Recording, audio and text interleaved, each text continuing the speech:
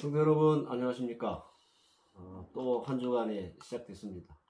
한국은 내일부터 추석 연휴입니다. 또 필리핀에서 또 명절을 보내셔야 될 우리 성도님들 어떻게 이 명절을 보내시는지 제가 좀 잘 알고 있기 때문에 뭐 여러 가지로 또 어려움도 많고 힘든 점도 있어서 명절이 명절 같지는 않을 겁니다. 모쪼록 필리핀에 계시더라도 추석 명절 잘 보내시고 또 늘 건강하고 안전하게 이렇게 생활할 수 있기를 바랍니다. 오늘 저와 여러분들이 함께 읽으실 말씀은 지난 시간에 본문과 같습니다. 역대상 4장 9절에서 10절 말씀입니다. 야베스는 그의 형제보다 귀중한 자라. 그의 어머니가 이름하여 이르되 야베스라 하였으니 이는 내가 수고로이 낳았다 함이었더라. 야베스가 이스라엘 하나님께 아뢰어 이르되 주께서 내게 복을 주시려거든 나의 지역을 넓히시고 주의 손으로 나를 도우사 나로 환난을 벗어나 내게 근심이 없게 하옵소서 하였더니 하나님이 그가 구하는 것을 허락하셨더라. 아멘. 브루스 윌킨스라고 하는 목사님이 쓰신 책 중에 야베스의 기도라고 하는 책이 있습니다. 이 책은 야베스 신드롬을 일으킬 정도로 아주 유명한 책인데요. 전 세계적으로 한 2천만 부 정도 팔린 베스트셀러입니다. 출간한 지 한 7개월 만에 100만 부를 찍고 또 팔 정도로 정말 대박이 난 그런 책입니다. 이 책이 좋은 점은요, 일단 얇아요. 그리고 글자도 큽니다. 그래서 책 읽기를 좀 싫어하시는 분들도 마음만 먹으면 뭐 반나절 만에 다 읽을 수 있는 그런 책입니다. 브루스 윌킨스라고 하는 목사님은 신학교 시절부터 이 야베스의 기도를 가지고 무려 30년 동안 매일 기도하셨다고 해요. 그리고 그 기도를 통해서 많은 응답과 그리고 체험이 있었다고 합니다. 저도 오래전에 이 책을 읽어 봤었습니다. 목사인 제 입장에서는 이 책의 내용을 뭐 다 동의할 수는 없지만 성도들에게 기도할 수 있는 동기를 유발하기엔 충분한 책이 아닐까 이렇게 생각을 해봅니다. 이 작은 책이 왜 이렇게 인기가 있을까? 저는 그 이유가 이 책에 붙어 있는 부제 때문이라고 생각하거든요. 이 책의 부제는 이렇습니다. 내 삶을 기적으로 채우는 기도의 원리. 한국 사람이 혹할 만한 그런 제목이죠. 이 부제목은 기복적인 신앙 색깔을 가지고 있는 특별히 한국 성도들에게 뭔가 이런 식으로 기도를 하면 다 이루어질 것 같은 근거 없는 용기를 주는 제목인 것 같아요. 물론 우리가 예수를 믿으면서 복을 받게 해달라고 기도하는 것이 죄가 되거나 아니면 잘못됐다라고 말하는 것은 아닙니다. 하지만 한국 성도들은 이 세상적인 복을 받는 것을 신앙의 기준으로 삼는 경향이 있어서 야베스의 기도가 자칫 이런 성도들에게 더 기복적인 신앙으로 부추길 수 있는 그런 위험이 있다라고 저는 생각을 해봅니다.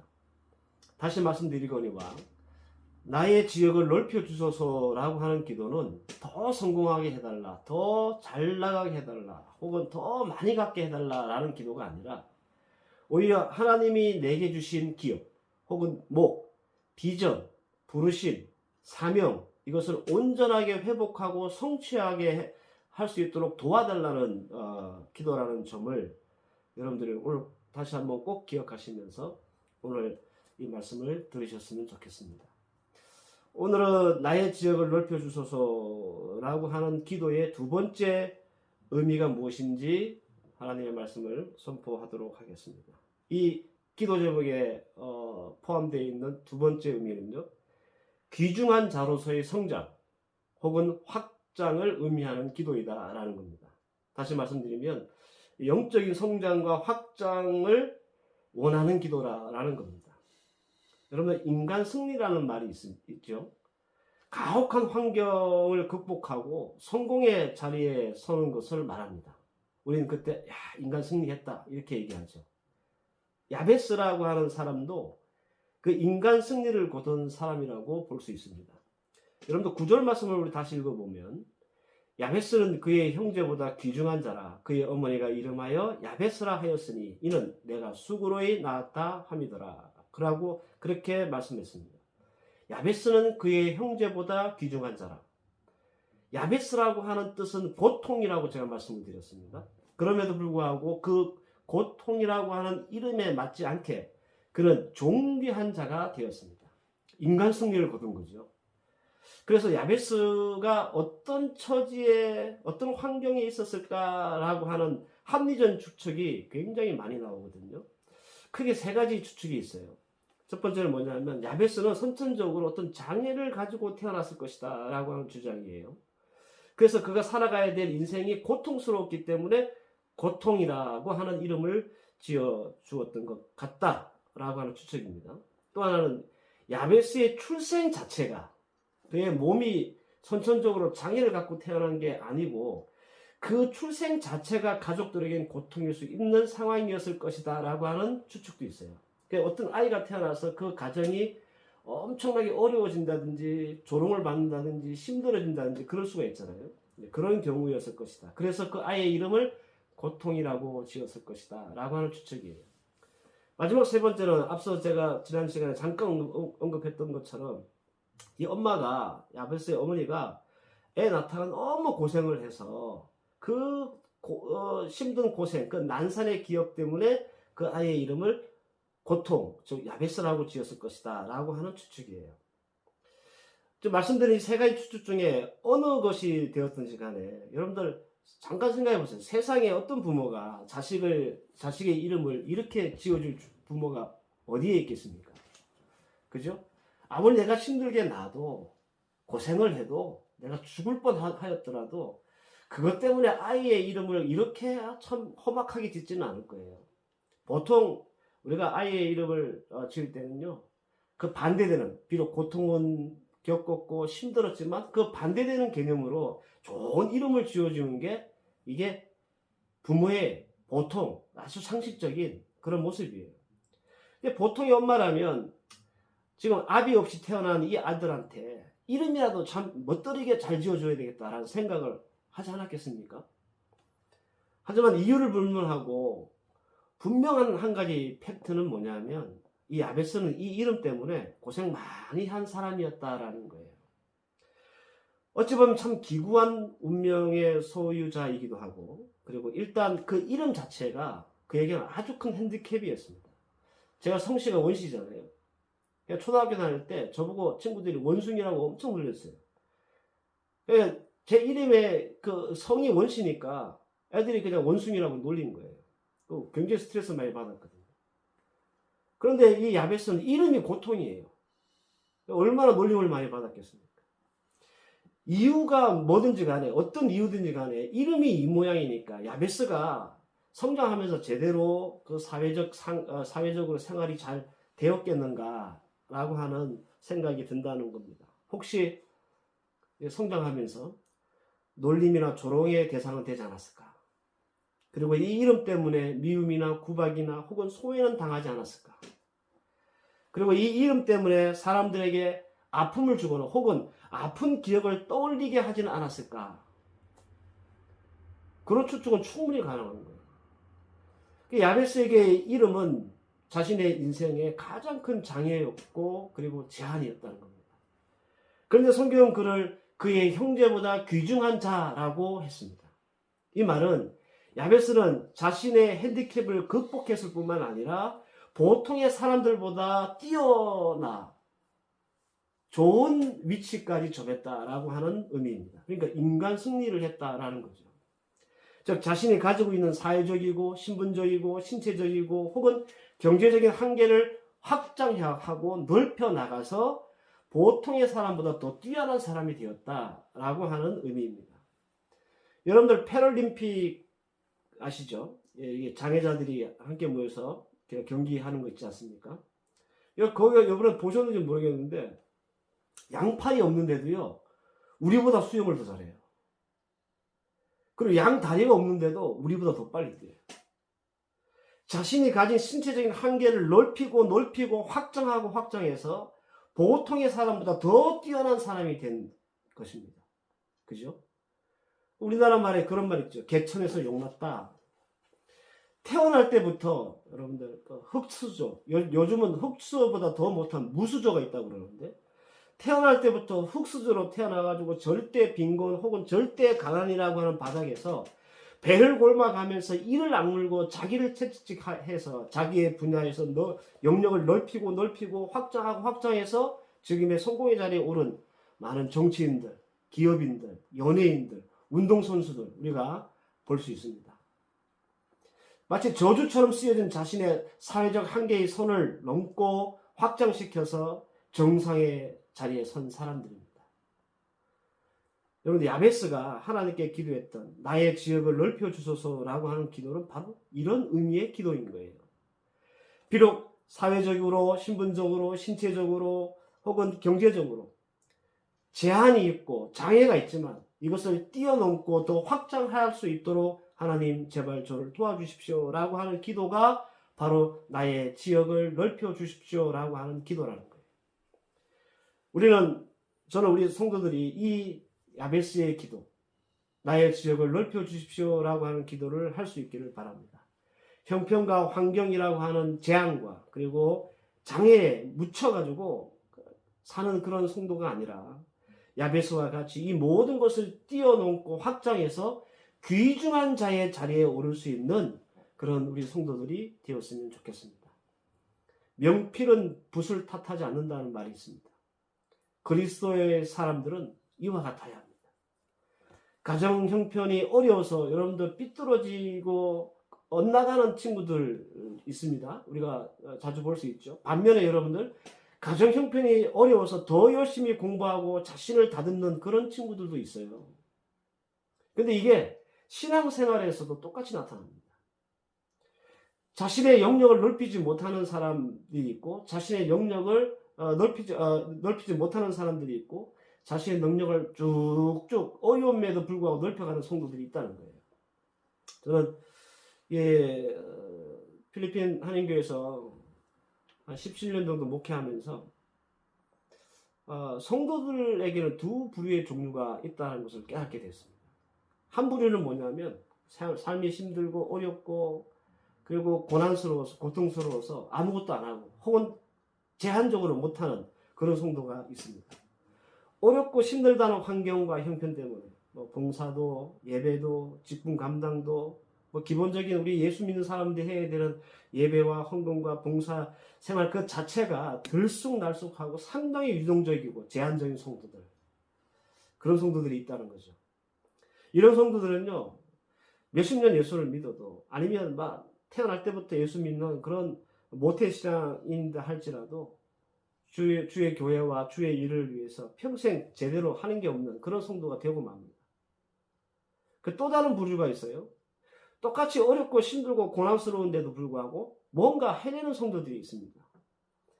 어떨 땐 목사님 제가 말리고 싶을 정도로 안쓰러울 정도로 이렇게 짠한 케이스입니다.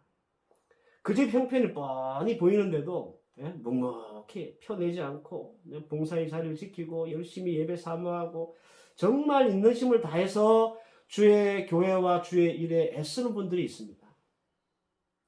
목회하는 목사로서 이 두 케이스가 충분히 다 이해가 되고 공감이 됩니다. 그러나 중요한 건 뭐냐면 영적인 성장이에요. 즉 영적인 확장성에 문제가 있어요. 어렵고 힘들다고 안 하고 못하는 성도는 영적인 성장이나 영적인 확장성이 거의 제로에 가깝습니다. 영적으로 성장 안 한다는 거예요. 상황이 바뀔 때마다 신앙도 바뀌고 예배의 태도도 바뀌고 봉사도 바뀌어요. 영적인 체험을 할 수가 없고 깊이도 없습니다. 당연히 신앙의 성장이 이루어지지 않습니다. 그러니까 우리는 이런 사람들은 무늬만 성도인 사람들이라고 그렇게 얘기하잖아요. 이런 성도들은요, 산들바람 같은 그런 어려움에도 여러분들 어쩔 줄 몰라하고 쉽게 그 믿음이 무너지는 것을 볼 수 있습니다. 그런데 반대로 어렵고 힘들어도 하는 성도는 다릅니다. 이런 성도들은 영적 성적과 확장성이 눈에 띄게 좋아 보여요. 영적으로 이겨내려고 애를 쓰다 보니까 기도하게 되고 그 기도를 통해서 영적인 체험을 하게 되고 그래서 더 큰 믿음의 뿌리를 내리게 되고 그래서 영적으로 점점 부쩍부쩍 자라는 모습들이 보인다는 거예요. 이런 성도들은 어지간한 어려움에도요 끄떡없이 그 믿음이 흔들리지 않고 잘 버텨낼 뿐만 아니라 환경이나 형편 때문에 신앙이 들쑥날쑥하지도 않습니다. 야베스의 경우는 후자의 경우에 속한다고 할 수 있습니다. 고통이라고 하는 이름이 주는 분명한 사회적이고 신체적이고 감정적이고 신분적인 한계선이 있지만 이 선을 넓혀 나가기를 원했고 그 선을 넘어 더 넓혀 나가기 위해서 우리 하나님 앞에 도움의 손길을 바라면서 이 기도를 하게 된 겁니다. 사랑하는 성도 여러분, 우리는 야베스가 그에게 드리워졌던 그 한계선을 넓히기 위해 어떤 수고와 대가를 그가 지불했는지 우리는 알지 못합니다. 그러나 분명한 것은 그의 이런 간절한 기도를 하나님께서 허락하셨고 마침내 그가 기도한 대로 야베스는 그의 한계선을 뛰어넘어서 그의 어떤 신분적인, 사회적인, 은사적인 모든 한계점을 뛰어넘어서 귀중한 사람이 되었다는 점에는 이견이 없다라는 겁니다. 저는 이걸 증명할 수 있는 증거나 성경이 많다고 생각하는데 사무엘하 2장 4절 말씀에 보면 이런 말씀이 있습니다. 유다 사람들이 와서 거기서 다윗에게 기름을 부어 유다 족속의 왕을 삼았더니 혹이 다윗에게 고하여 가로되 사울을 장사한 사람은 길리앗 야베스 사람들입니다 라고 했습니다. 여러분, 사울을 장사한 사람이 누구라고요? 길리앗 야베스 사람들이에요. 길리앗 야베스라고 하는 지명은 성경에 굉장히 많이 나와요. 근데 이 지명은요, 야베스의 이름을 따서 지은 지명이에요. 성경에 보통 어떤 사람을 이렇게 소개할 때 이런 패턴을 가지고 있어요. 기셉 사람 엘리야, 예? 구브로에서 난 바나바, 뭐 이런 식으로 뭐 이런 패턴을 가지고 있습니다. 보통 지역이나 출신을 먼저 말하고 그리고 뒤에 이름을 말하는 그런 기록 방식을 가지고 있습니다. 그런데 길리앗 야베스는 그 형제들보다 귀중한 자였던 야베스의 이름을 따서 지은 지명의 이름이에요. 여러분들, 야베스는 그 이름이 지역의 이름으로 사용될 만큼 굉장한 사람이었다는 겁니다. 그래서 수원에 가면 박지성 거리가 있습니다. 그리고 공주에 가면 박찬호 거리가 있어요. 그리고 군포에 가면요 김연아 거리가 있습니다. 그러니까 그 사람이 유명해지고 그리고 인기 스타가 되니까 그 사람의 이름을 따서 거리 이름, 그 지명의 이름을 만든 케이스죠. 야베스라고 하는 사람이 그런 케이스라는 거예요. 원래 길리앗 야베스라는 곳이 없었는데 그 야베스 때문에 생긴, 야베스로 의해서 생긴 지역이 길리앗 야베스입니다. 그럼 여러분, 이제 야베스의 그 첫 번째 기도 제목인 이 기도 제목의 진정한 의미를 제가 여러분들에게 말씀드렸고, 그리고 여러분들은 이 말씀을 온전하게 이해하셨으리라고 믿습니다. 자, 그럼 이제 우리가 이 야베스의 기도에 대한 말씀을 듣고 해야 할 것이 무엇일까요? 답은 나와 있죠. 그죠? 여러분들, 우리는 야베스처럼 기도해야 합니다. 저는 우리 필리핀 한인교회 성도들 여러분들이 야베스처럼 기도해서 나의 사역을 넓혀달라고 기도할 수 있기를 바랍니다. 그래서 하나님이 여러분들이 주신 그 사역의 경계를 회복하고 성취할 수 있는 그런 위대한 하나님의 사람들이 되시기를 바라요. 더 나아가서 어렵고 힘들다는 이 한계와 장애에 파묻혀서 일평생 주를 위해 아무것도 못하는 그런 성도가 아니라 야베스처럼 그 한계와 장애를 뛰어넘어서 확장해서 넓혀나가서 귀중한 자리에 설 수 있는 그런 우리 성도들이 되었으면 좋겠습니다. 성도 여러분, 우리는 항상 바라보는 것이 환경이에요. 형편입니다. 난 이 형편에 나는 아무것도 못해. 그죠? 네. 그래서 우리는 그 형편에 파묻혀가지고 주의 일도 하나님께서 우리에게 주신 사명도 잊어버리고 그냥 묻혀서 살 때가 더 많습니다. 여러분들, 베드로가 예수님이 바다 위로 걸어오시는 걸 보고 베드로가 하나님, 예수님 나도 걷게 해주십시오라고 했을 때 예수님이 허락하셨어요. 그래서 배 위에 나가서 걷기 시작했습니다. 예수님만 딱 바라보고 걸을 때는 괜찮았어요. 물 위에 잘 걸었어요. 근데 성경에 뭐라고 하냐면 그가 파도를 봤을 때 베드로 어떻게 됐습니까? 물 아래로 가라앉게 되는 거예요. 그러니까 막 요동치는 파도, 험하게 일렁이는 파도, 이 환경을 바라보면 누구나 여러분들 꼬꾸라지게 되어 있는 거예요. 물에 빠지게 되어 있는 거예요. 거기 파묻히게 되어 있는 거예요. 그러나 이 야베스처럼 우리도 하나님 앞에 나의 지역을 넓혀 주십시오 라고 기도하면서 내가 가진 이 환경과 형편은 요것밖에 안 되지만 하나님 이 한계의 선을 넘게 해주시고 이 한계의 선을 더 넓혀주시고 이 한계의 선을 더 확장해 주십시오 라고 하나님만 바라보고 우리가 기도하며 나아간다면 하나님은 반드시 야베스에게 주셨던 이 기도의 응답 우리에게도 주실 것이고 우리 또한 한계를 벗어나 더 넓은 지역으로 확장하며 또 나아가면서 우리도 주님 앞에서 귀중한 자리에 설 수 있는 그런 믿음의 사람들이 될 줄 믿습니다. 그러므로 여러분들 이 말씀 기억하고 또 우리도 이 야베스와 같이 기도함으로 어제보다는 오늘이 그리고 오늘보다는 내일이 단 한 뼘이라도 우리의 이 지역이 넓어지는 그런 놀라운 은혜를 성령의 역사를 체험하며 귀중한 자의 자리에 설 수 있는 저와 여러분들 되실 수 있기를 주의 이름으로 축원합니다. 기도하십시다. 하나님 감사합니다. 야베스가 하나님 앞에 드렸던 이 첫 번째 기도 제목, 나의 지역을 넓혀 주옵소서라고 하는 기도 제목의 두 번째 의미는 나의 영적인 확장, 성장을 하게 해달라는 기도였습니다. 비록 내게 주어진 환경과 여건, 상황이 좋지 않지만 나에겐 분명히 한계선이 있지만 이 한계선을 뛰어넘어 이 장애를 뛰어넘어 더 넓히고 확장해서 하나님 앞에서 귀중한 자리에까지 설 수 있는 자 되기를 원하며 야베스는 그렇게 기도했던 것처럼 우리 또한 하나님 이 환경과 여건을 뛰어넘어 야베스와 같이 기도함으로 우리도 영적으로 성장하며 확장하며 끝내는 존귀한 자, 귀중한 자의 자리에 설 수 있는 믿음의 종들 되게 해 주시옵소서. 이제는 우리 주 예수 그리스도의 은혜와 성부 하나님의 무한하신 사랑과 성령의 인도하심과 교통하심과 섭리하심이 야베스처럼 나의 지역을 넓혀 주옵소서라고 기도하기 원하는 하나님의 귀한 백성들 머리 위에와 이들의 가정과 자녀와 학업과 사업 위에 이제로부터 영원까지 함께 계실지어다. 아멘.